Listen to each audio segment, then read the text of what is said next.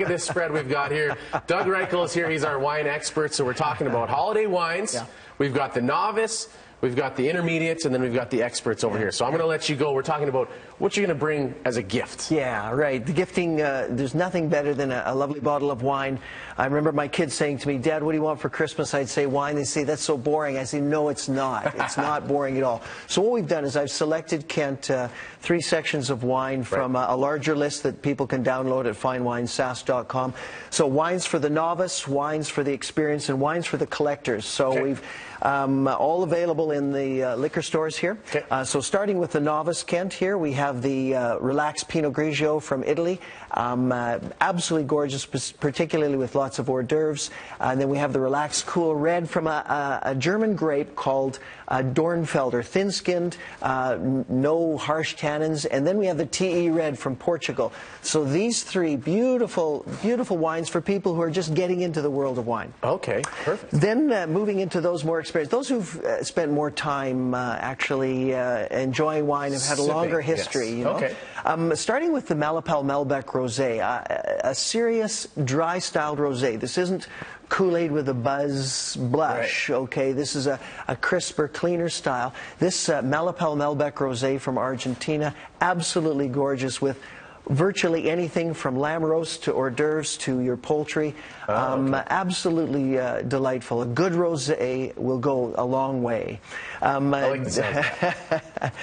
Then we have the Destinée Sauvignon Blanc from France, the birthplace of the Sauvignon Blanc grape, beautifully crisp, absolutely delicious, the way forward as far as good food. And in fact, this will probably be at our Christmas table for the turkey. There you go. All right. Then the Altos de Luzon from Spain.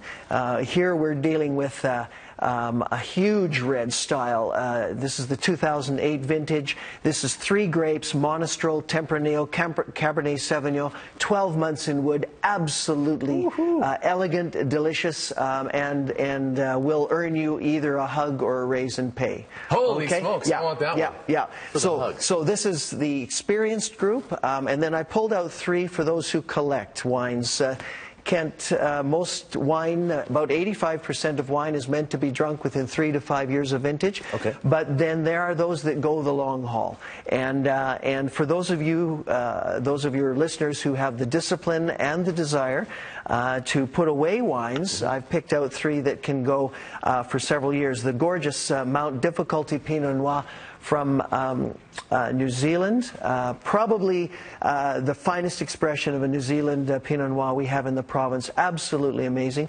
Then the Eikendal Classique. I've been involved with the Eikendal people from South Africa for about 15 years. They only do it right. This is mainly a Cabernet Sauvignon with a touch of Shiraz. 2010 vintage, put it down for 6-7 years, no problem.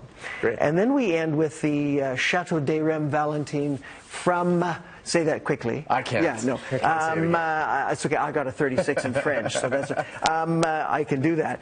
So the Chateau des Rems Valentine from Margaux in Bordeaux, France. Wow. Bordeaux, France wines are meant to go the long haul. They're all about long distance running, not short-term sprints.